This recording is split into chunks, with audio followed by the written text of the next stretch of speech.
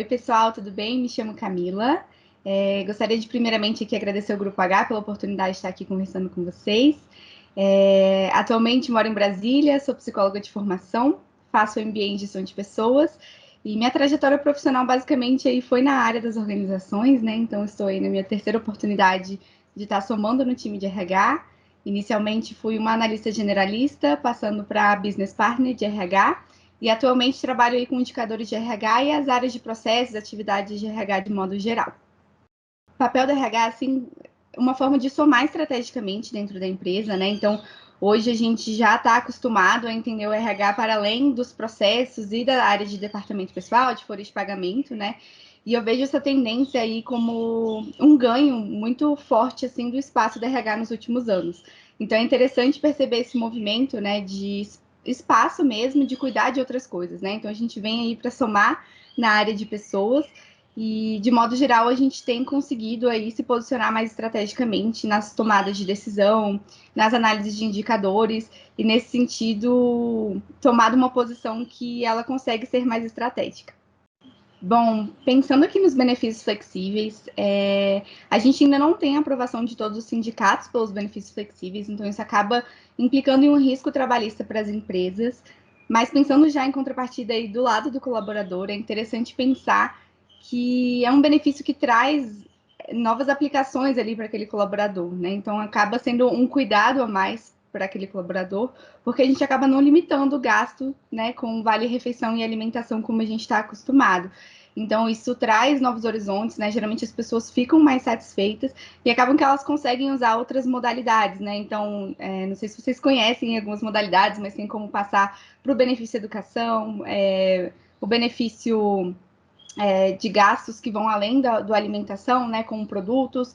Então, é bem interessante esse movimento, né, que tem ganhado bastante espaço e várias empresas atualmente têm conseguido já usar esse benefício flexível, né. Então, geralmente os colaboradores tendem a gostar e preferir, né, mas para a empresa muitas ainda optam por não utilizar por esse risco trabalhista que eu mencionei. E sobre a questão do trabalho híbrido, eu gosto sempre de diferenciar, assim, porque geralmente as pessoas tendem a achar que as pessoas vão optar pelo trabalho híbrido, né? Que as pessoas optam e preferem o trabalho híbrido, mas hoje a gente também vê alguns colaboradores já se posicionando que preferem ou 100% remoto ou 100% presencial. E é importante a gente entender o contexto de cada colaborador para a gente tomar uma escolha mais assertiva. Então, isso vai depender muito da demanda da área, né? Cada área, às vezes a área vai preferir o 100% presencial ou 100% remoto, mas a gente precisa entender também o que faz sentido para aquele colaborador. Então, é comum que empresas percam colaboradores por acharem que é algo que vai beneficiar a mesma produtividade, a qualidade de vida daquele indivíduo, e acaba que elas estão erradas em alguns casos, né? Então, é importante ter essa análise mais específica, justamente para a gente ter uma escolha acertada para aquela pessoa. Às vezes não vai ter jeito, né? Às vezes a área vai demandar ali uma atuação diferente, mas às vezes tem como mediar sim essa relação. E é importante que o RH ele se posicione aí de forma a mediar e entender cada contexto para que essa escolha seja realmente o melhor, né, para ambos, assim. Então, eu gosto sempre de diferenciar porque eu já conhecia aí pessoas na minha história que realmente não tinham espaço adequado para trabalhando de casa, né, e preferiam estar 100% presencial. Então, é importante a gente ter esse olhar mais humanizado para a gente conquistar aí uma qualidade de vida e uma satisfação com a empresa. E em contrapartida, né, do lado da empresa, eu acho que vem somar bastante, né? A gente vê aí um desafio de desenvolver a liderança, né, para que ela consiga gerenciar essas pessoas à distância. Então, é um papel do RH ali também estar educando essa liderança, né, para que ela consiga ser assertiva, não caia no microgerenciamento e consiga trazer esses benefícios do trabalho híbrido para as pessoas e para a empresa, mas também isso acaba, às vezes, limitando ali um pouco, a gerência se sente um pouco perdida no início, né? Então, a gente precisa ter esse preparo mesmo para entender, né, como se comunicar com o colaborador, até que ponto a gente vai flexibilizar, até que ponto a gente também necessita cobrar ali, talvez um horário menos flexível, para que aquele colaborador consiga atender às demandas da área. E em seguida, né, não menos importante, isso acaba também facilitando com que as pessoas elas estejam em outros locais, né, consigam exercer a função delas e também atender às demandas pessoais. Então, tem pessoas que viajam e conseguem trabalhar à distância, né, não se limitando ali àquele espaço da empresa, né. E a gente também enxerga aí um movimento, né, das empresas, às vezes, não conseguirem ter a capacidade física de estar com todos os colaboradores ali 100% no presencial. Então, isso também facilita o crescimento exponencial das empresas e a facilidade aí de ter colaboradores, inclusive, que não moram na mesma localidade da empresa, né? Então, mesmo sendo aqui o nosso tópico, né, o trabalho híbrido, isso também abre portas para o trabalho remoto, o que tem sido aí uma grande vantagem e tendência para essas empresas aí que já não conseguem comportar todos os funcionários no mesmo local.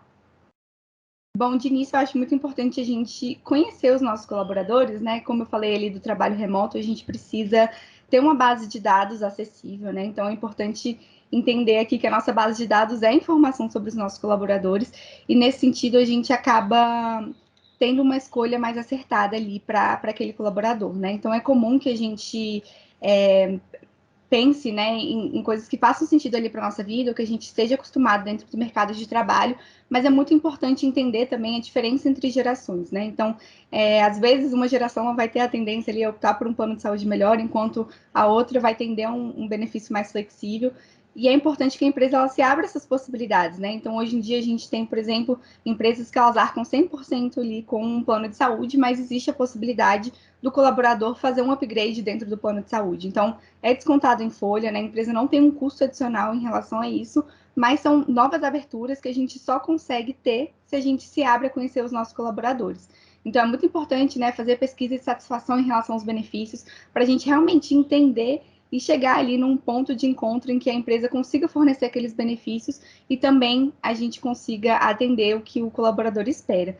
Então, é importante, né, para a gente realmente engajar mais os colaboradores e eles entenderem que eles também fazem parte da empresa e das tomadas de decisão, né? Então, a partir do momento que a gente conhece e se abre essas opções, né, que a gente coloca ali para eles, a gente também consegue mostrar que a gente está fazendo por eles, né? Que é, no final das contas, ali, um cuidado com pessoas. Já era uma tendência, né, que os processos seletivos fossem à distância e às cegas, justamente para a gente ter tomadas de decisões assertivas que não viessem com os vieses inconscientes, né? Então, é importante pensar que essa tendência ela beneficia não só a contratação de minorias e pessoas ali que talvez não fossem selecionadas previamente, como também abre a possibilidade da pessoa estar participando à distância de um processo seletivo. Então, eu tenho uma história muito interessante, né? Que antes mesmo da pandemia, na empresa que eu trabalhava, eu apliquei essas provas à distância, né? Eram provas de conhecimento, fazia entrevistas online, pediam para pessoas gravarem vídeo. E teve uma resistência muito grande inicialmente, né, ali da gerência, e a gerência às vezes não entendia, né? Tipo, poxa, é mais fácil da pessoa ali ter uma consulta, né? Ela acabar colando naquela prova, como que a gente vai ter esse controle, né, de que a pessoa realmente fez aquela prova? E é interessante porque a gente arcou ali com estratégias que condiziam com aquele momento e a gente começou a pensar, né? Tipo, poxa, se a pessoa ela pode consultar para fazer um trabalho, por que ela não pode consultar para fazer uma prova, né?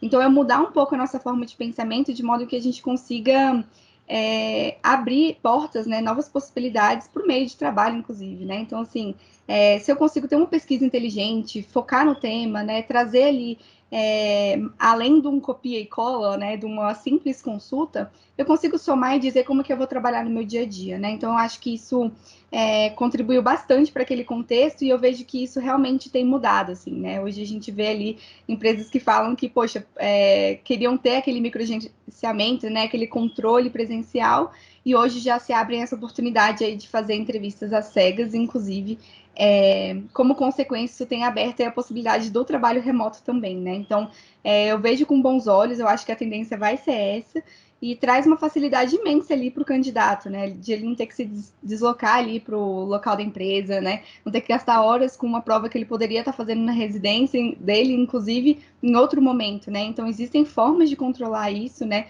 De a gente ser assertivo com as necessidades da empresa, mas também não exigir tanto daquele colaborador, né? Então, que na verdade nem é um colaborador, né? Me corrigindo aqui, é um candidato, né? Então, existem essas formas, né, de a gente fazer à distância, e aí, se for realmente necessário, talvez colocar ali a última fase do processo como algo presencial, mas que aquele colaborador não dispense tanto tempo naquele processo seletivo, né? E, além disso, né, como eu falei, a gente também se abre a outros candidatos, né? Então, é bem interessante ver esse movimento ali, não só de abertura, né, de vagas para as minorias, mas como também da gente se abrir a conhecer outras pessoas, né? Então, não ter, talvez, aquele viés tão grande em relação a uma faculdade, né, a uma faixa etária. Então, a gente se dá a oportunidade aí de, às vezes, ver uma prova antes mesmo de um currículo, né? E isso faz a diferença naquele momento, porque a gente entende que a gente está estudando também o potencial, né? Que eu acho que é uma tendência aí também do RH, né? De não só olhar para competências técnicas e habilidades que aquela pessoa já adquiriu, mas o potencial daquela pessoa, né? Qual que é o perfil daquela pessoa e como que ela vai se enquadrar dentro da minha empresa. Bom, pensando em tendências, né? A gente está passando aí por uma transformação digital e isso envolve a digitalização do RH. Então, é muito importante que um profissional de RH ele tenha agilidade, né, nos processos, que ele conheça as áreas do RH, mesmo que seja ali um especialista, é importante que ele tenha ali um background mais generalista para que ele consiga atuar de forma ágil, né? Ele consiga impactar positivamente tanto a área quanto a própria empresa.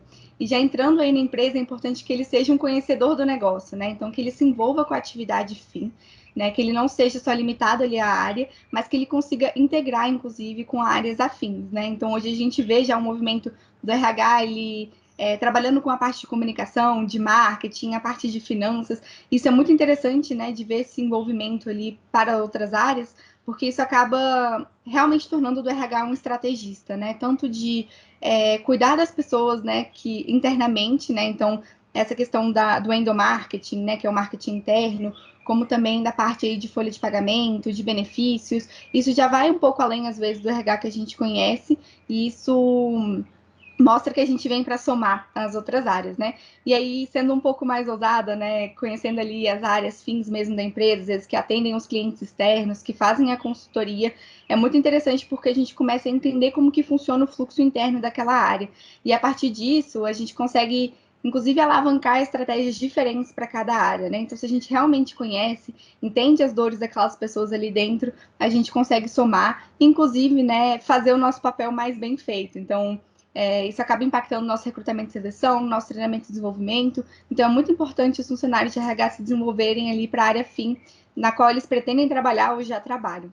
E, além disso, né, eu digo que, essencialmente, assim, seria o conhecimento de dados. Como eu falei anteriormente, toda informação que a gente tem da empresa e do funcionário é um dado e a gente precisa saber trabalhar esses dados, né? A gente não precisa, talvez, ser um especialista aí em dados, mas é importante que a gente tenha essa análise quantitativa e qualitativa para que a gente consiga se posicionar nas tomadas de decisão da empresa. Então, é uma grande tendência que a gente sente na mesa estratégica ali das empresas, mas a gente precisa se preparar para isso, né?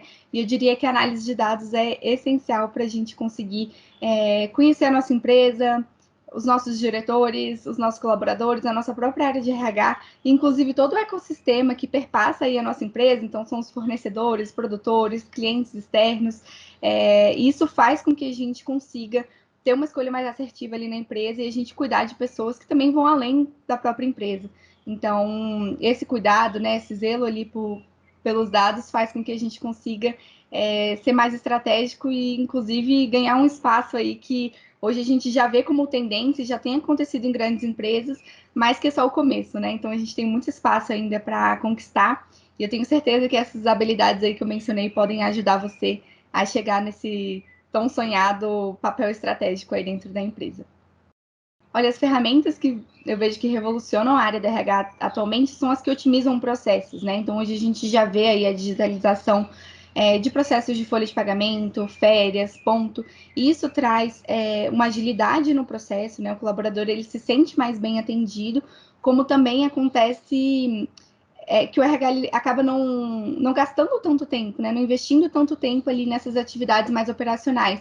Então, isso dá mais tempo para que a gente olhe por outra esfera ali, né? Com outra visão para aquela área e a gente consiga otimizar outros processos, né? Então, acaba sendo ali uma bola de neve positiva que impacta ali outras áreas, né? E além disso, hoje a gente já tem o atendimento virtual do RH também, né? Que acaba ajudando muito para aquelas dúvidas que são mais operacionais e recorrentes. Então, tem empresas que optam por uma intranet, né, que vão tirar a dúvida daquele colaborador ou propriamente um atendimento ali especializado que vá conseguir responder os colaboradores de forma mais rápida, assertiva e segura, né? Então é interessante também que traz um padrão na comunicação do RH e isso fica alinhado com as políticas e as próprias diretrizes da empresa.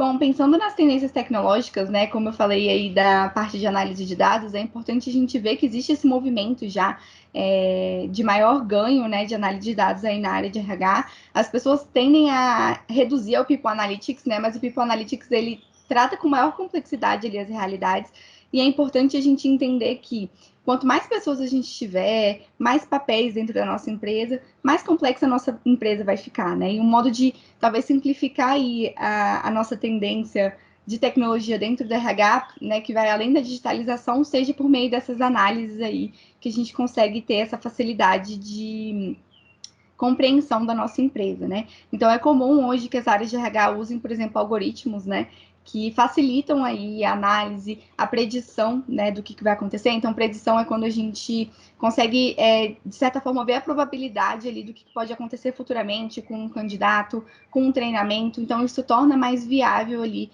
uma prática mais estratégica do RH.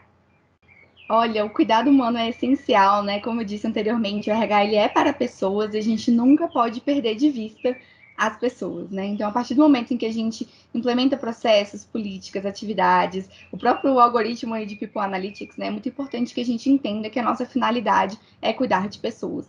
Então, eu vejo com bons olhos as tecnologias, porque eu acho que elas vêm para somar, mas elas jamais devem substituir ali um profissional de RH ou uma tomada de decisão que deve ser feita ali por um profissional, né? Então, a gente vê que essa tendência aí de usar o Analytics, né, para somar, acaba muitas vezes fazendo com que as análises ali do profissional sejam menos robustas, mas na verdade o profissional ele deve se capacitar para que ele consiga interpretar esse algoritmo também, de modo em que ele consiga ter acesso a novas informações e ele tomar essa decisão, né? Então esse feeling humano, ele não é substituível, né? Inclusive a gente já vê aí discussões desses algoritmos e outras tecnologias serem enviesadas, né? Então, para tirar um viés humano, né, a máquina talvez não entenda isso, né? Então é importante que a gente tenha esse movimento mesmo de aprendizado, né, que entenda que isso veio somar, mas que a gente também deve se posicionar e ser ali o tomador de decisão final. Como eu disse, a gente tem ganhado espaço, né? Então, muitas coisas que eu penso ali do futuro também já são aplicadas por grandes corporações. Então, acho que a tendência é ganhar esse espaço dentro de médias e pequenas empresas. O Analytics está chegando agora no Brasil, né? Mas já é bem comum lá fora, né? A aplicação do Analytics. E é muito importante aí que a gente continue ganhando esse espaço, né? Eu acho que a gente participar agora de tomadas de decisão, né? A gente realmente entrar nessa mesa estratégica, ser conhecedor do business é o nosso futuro, né? Então é um futuro muito promissor, que depende muito da gente também, mas que eu tenho certeza, assim, que é um futuro otimista, que a gente vai conseguir ganhar esse espaço e tornar a nossa empresa mais humana ainda e com decisões mais acertadas. Bom, pessoal, eu queria mais uma vez agradecer a oportunidade. Fico à disposição aí para conversarmos um pouco mais, né? Que o pessoal vai deixar meu LinkedIn, mas é Camila Gatti Raulino, meu nome completo. Então, vocês podem estar me acessando por lá para a gente trocar algumas ideias juntos. Até a próxima!